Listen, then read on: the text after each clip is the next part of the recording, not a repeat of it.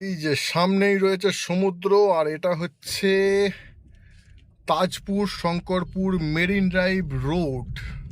এই যে এই জায়গাটা দেখুন, সামনে হচ্ছে সমুদ্র, বাঁ দিকে নদী, ডান দিকে সমুদ্র। কিন্তু দুপুরে এই গরমের কারণে পুরো দীঘা ফাঁকা, কোনো মানুষ দেখা যাচ্ছে, ওই দূর দূরান্তে একজন দুজন দেখা যাচ্ছে।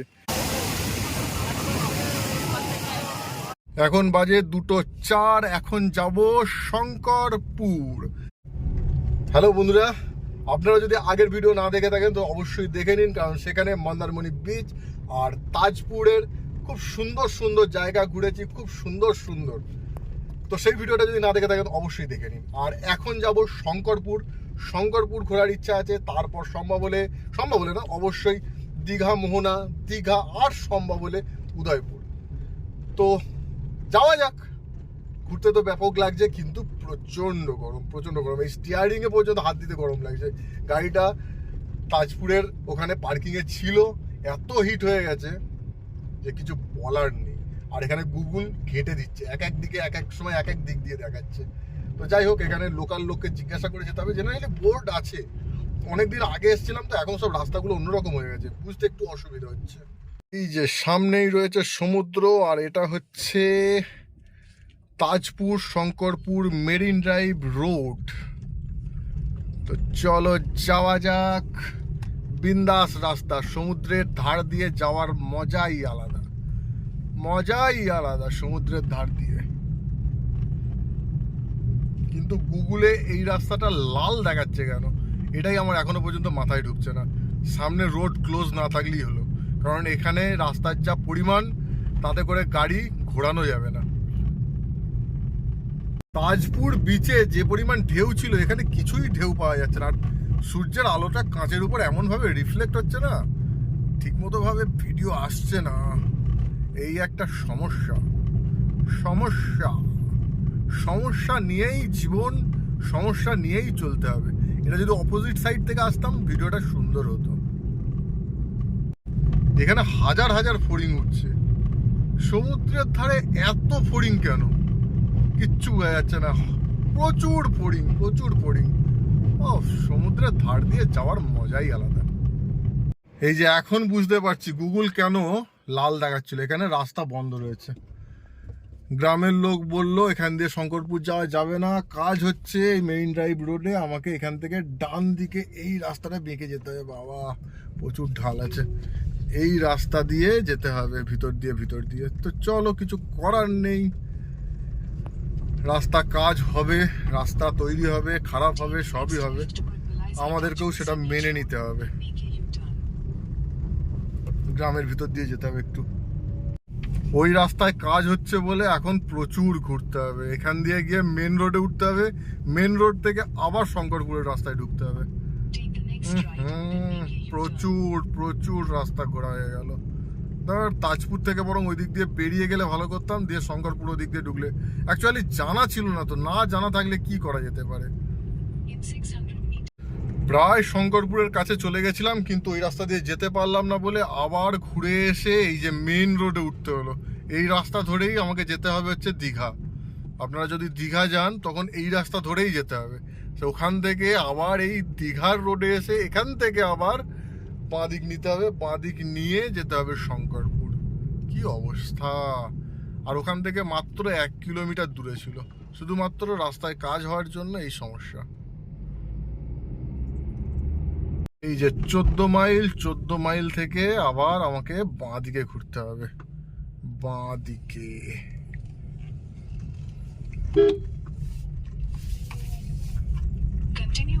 অবস্থা, এরকম উঁচু জায়গায় ওদিকে যাবো কি করে, গাড়ি করে নিয়ে গেল কি করে, সেটাই তো ভাবছি। কি অবস্থা করে রেখেছে জায়গাটার, কিভাবে ঢুকবো? এখান দিয়ে যেতে হবে কিছু রকম ভাবে। এই যে শঙ্করপুর সি বিচে যাওয়ার রাস্তা। আরে কি অবস্থা এগুলো, কিন্তু জায়গাটাকে নষ্ট করে ফেলেছে। কত সুন্দর সাজানো গুছানো ছিল, এখন পুরো বেকার হয়ে গেছে।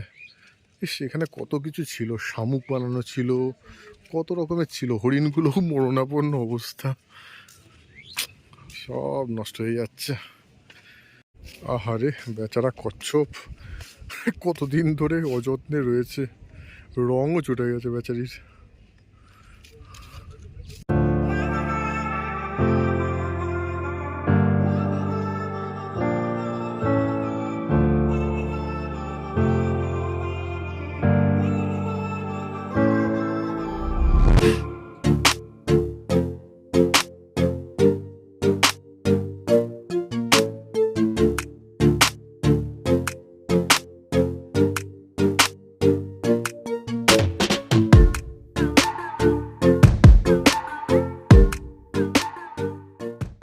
একটু মেঘলা ওয়েদার না হলে এইসব জায়গায় গরমে ঘোরা খুব কষ্টকর ব্যাপার। যেমন রোদ তেমন গরম, আর সমুদ্রের ধারে একটু হাওয়া নেই। এটা আমি অবাক হয়ে যাচ্ছি যে এরকম জেনারেলি হয় না, সমুদ্রের ধারে প্রচুর হাওয়া থাকে কিন্তু এবার কোনো হাওয়া নেই। চলো হয়ে গেল শঙ্করপুর ঘোরা, আর বেশি ঘোরার দরকার নেই গরমে। দরজা খোল বেটা, চল আবার রওনা দিই। এই একটু ঘুরে বেরিয়ে আবার গাড়িতে এসে বসা একটা পানিশমেন্ট হয়ে যাচ্ছে। উফ, এত গরম হয়ে যাচ্ছে গাড়ি, কিচ্ছু বলার নেই। আর ঘামে দেখতেই পাচ্ছেন কি অবস্থা হচ্ছে, আমার এমনিতেই ঘাম বেশি আর কন্টিনিউ ঘাম হয়ে যাচ্ছে। So bye bye Shankarpur. এইবার এসে গরমে একটুও ভালো লাগলো না, কিন্তু ঠিক আছে, সমুদ্র দেখতে ভালো লেগেছে, কিন্তু গরমটা একটু কম থাকলে বা রোদটা একটু কম থাকলে বা একটু মেঘলা ওয়েদার থাকলে খুবই ভালো লাগতো। ঠিক আছে, নেক্সট বার যখন আসবো তখন হয়তো সেরকম পাবো, সববার তো একই রকম পাওয়া যায় না, এইবার একটু গরমটা বেশি। তো এবার যাওয়া যাক দীঘা মোহনা। শঙ্করপুর থেকে দীঘা মোহনায় যাওয়ার রাস্তা হচ্ছে এইটা। অসাধারণ সুন্দর রাস্তা, দারুণ রাস্তা। এই রাস্তাটায় এর আগে আমি আসিনি, হয়েছে অনেকদিন হয়েছে, 1-1.5 বছর তো হয়েছেই মিনিমাম, তারও বেশি হতে পারে। এই রাস্তাটায় আমি ফার্স্ট টাইম যাচ্ছি। আর এই রাস্তায় সব থেকে ভালো লাগে কি, জায়গায় জায়গায় ওই যে যে মাছ ধরতে যায় যেসব নৌকা, ওই যে সেই সব নৌকা এখানে রিপেয়ার হয়, এখানে থাকে। এই রাস্তাটা এইরকম ধরনের ভিউ অনেক দেখা যায়। আর এইদিকে দেখতে পাচ্ছেন পুরো ম্যানগ্রোভ ফরেস্ট, পুরো ম্যানগ্রোভ ফরেস্ট, বেশ সুন্দর। সামনে ব্রিজ, আরে বাপ, সব ব্রিজগুলো এরকম উঁচু উঁচু কেন হঠাৎ করে শুরুর দিকটায়? এখান দিয়ে আবার উঠে যেতে হবে দীঘা মোহনার রোড। কোন দিক দিয়ে যাচ্ছি নিজেরও মাথায় ঢুকছে না, গুগলও মাঝে মাঝে ঘেঁটে দিচ্ছে। চলো ঠিক আছে, এটা তো দীঘা থেকে আসার যে রাস্তা সেই রাস্তাতেই পড়ে এটা।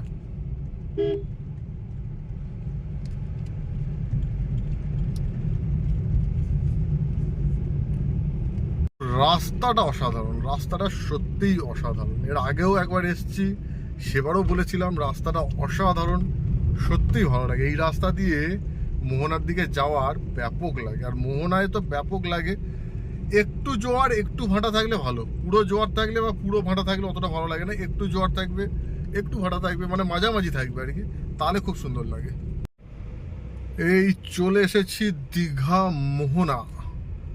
কিছু গাড়ি লাগানো আছে, আমি এদের এখানেই লাগিয়ে দিই গাড়ি সাইড করে। বিশাল জায়গা, অনেকে এখান থেকে মাছ কিনে নিয়ে যায়, কিন্তু আমার কোনো ইচ্ছা নেই এখান থেকে মাছ কিনে নিয়ে যাওয়ার।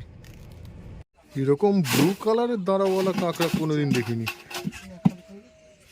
কাঁকড়া হয়েছে মাছ, হ্যাঁ ওই তো ব্লু কালারের।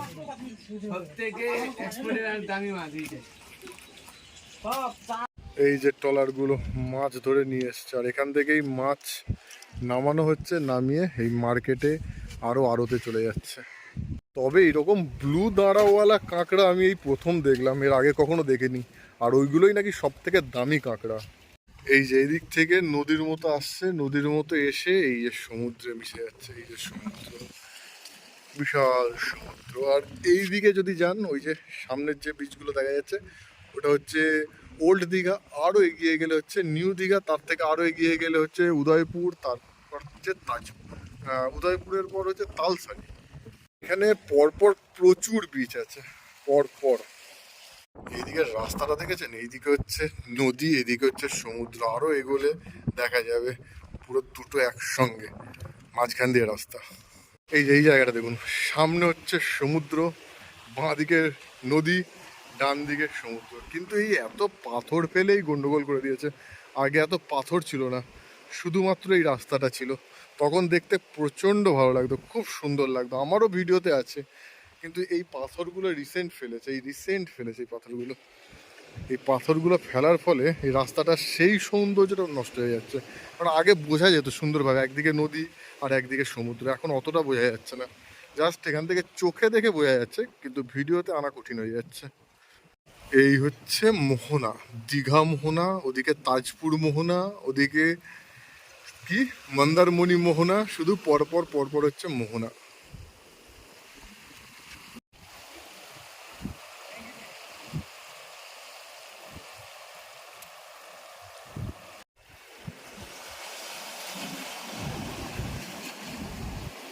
যে এখানে সব কত রকমের মাছ রাখা, সবই শুটকি মাছ। অনেকে শুটকি মাছ খেতে খুব পছন্দ করে, কিন্তু আমি পারি না। আমার ভাবলেই কেমন একটা যেমন লাগে, আমি পারি না। কিন্তু অনেকে পছন্দ করে, শুনেছি নাকি খুব টেস্টি হয়, কিন্তু ওই আমি পছন্দ করি না বলে খেতে পারি না। এই যে এখানেও রয়েছে প্রচুর শুটকি মাছ। বা কত রকমের মাছের শুটকি রে ভাই, এত তো আইডিয়া ছিল না। আর এখান থেকে যদি মাছ নিয়ে যেতে চান, এইরকম পেটি করে দেবে এরা। এই পেটিতে করে আরামসে মাছ নিয়ে চলে যেতে পারবেন গাড়িতে করে। বাবা, এখানে 1 কেজির উপর ইলিশ 900 টাকা দাম। যদি আমি এখানকার ইলিশ খেয়েছি, খুব একটা টেস্টি হয় না। মানে এখানকার ইলিশ ম্যাক্সিমামই সমুদ্র থেকে ধরা। যে ইলিশ নদীতে মাছ ধরতে যায় সমুদ্র থেকে, সেই ইলিশ বেশি টেস্টি হয় এগুলোর থেকে। কিন্তু সমুদ্র থেকে ধরা ইলিশ অতটা টেস্টি হয় না। এগিয়ে যাই দীঘার দিকে। টাইম অনেক হয়ে গেছে, অলরেডি 3:30 বাজে, তাই তো ঠিক বলছি তো নাকি? দেখি, হ্যাঁ 3:37, 3:30 বাজে। এখন সব জায়গায় গাড়ি পার্কিং করে দিয়েছে, মানে পার্কিং ফিজ করে দিয়েছে। তাজপুর 50 টাকা, শঙ্করপুর 40 টাকা, দীঘা মোহনা 10 টাকা। দীঘাতেও থাকবে, দীঘাতেও চার্জ থাকবে। আর এদিকে শুধু হচ্ছে মাছের আড়ত আর মাছের বাজার। এত মাছের গন্ধ এখানে, যাদের মাছের গন্ধ সহ্য হয় না, তারা ভুলেও এই মোহনায় আসবেন না ঘুরতে, তাদের মাথা খারাপ হয়ে যাবে। এখানে প্রচণ্ড মাছের গন্ধ, প্রচণ্ড। আবার আমরা চলে এসেছি দীঘার রাস্তায়, আর সামান্য একটু এগোলেই দীঘা। দীঘা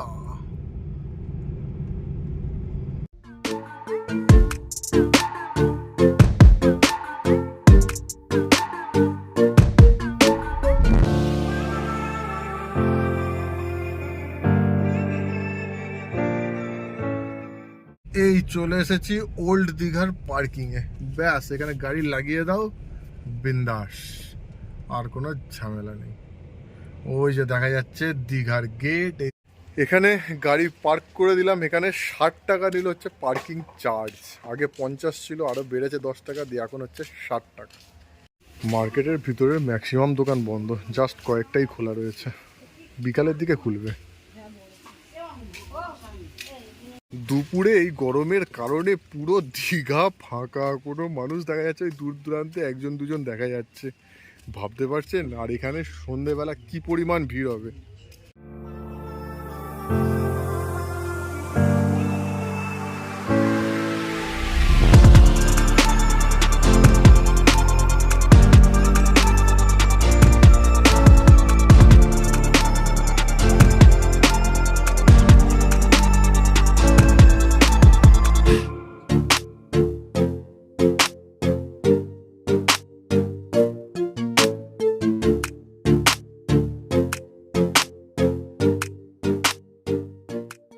সমুদ্রে মনে হচ্ছে বেশ কিছু পাগল আছে আমার মতো, যারা এখন সমুদ্রে স্নান করছে। আমি যেমন রোদের মধ্যে ঘুরছি, তেমন সমুদ্রে এখন স্নান করছে।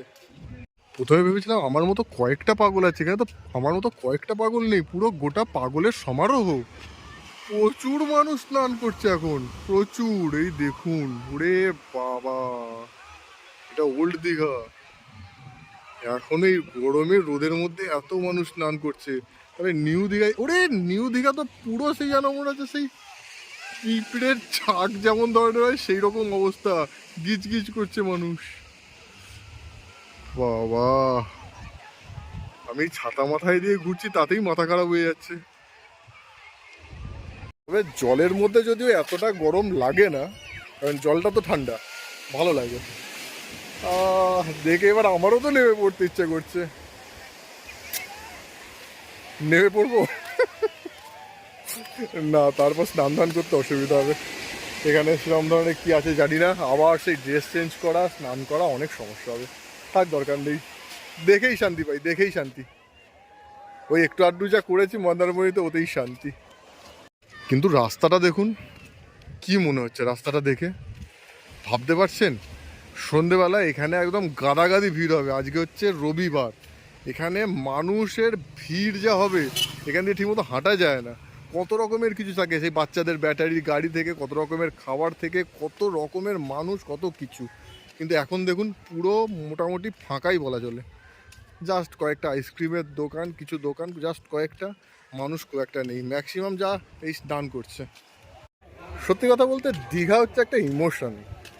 যতই মন্দারমণিতে থাকি না কেন, এই আজকে এখন দীঘায় এসে আবার মন খারাপ করছে, যে মনে হচ্ছে কালকে মন্দারমণির বদলে দীঘা চলে আসলেই ভালো করতাম, দীঘাতে এসে থাকলেই ভালো করতাম। এটা বাঙালিদের ইমোশন, বিশেষ করে ওয়েস্ট বেঙ্গলে যারা থাকে।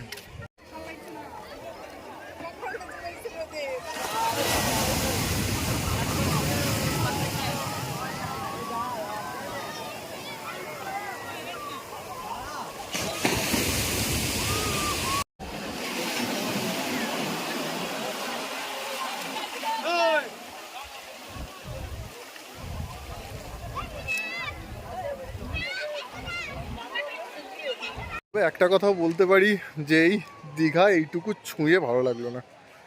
মানে আরও একটু আনন্দ করতে হতো। ওদিকে ঢেউসাগর পার্ক আছে, নিউ দীঘা আছে, উদয়পুর আছে, আর হাতে টাইম নেই, 4টের উপর অলরেডি বেজে গেছে। তো আজকে ব্যাক করব সেরকমই প্ল্যান আছে। তো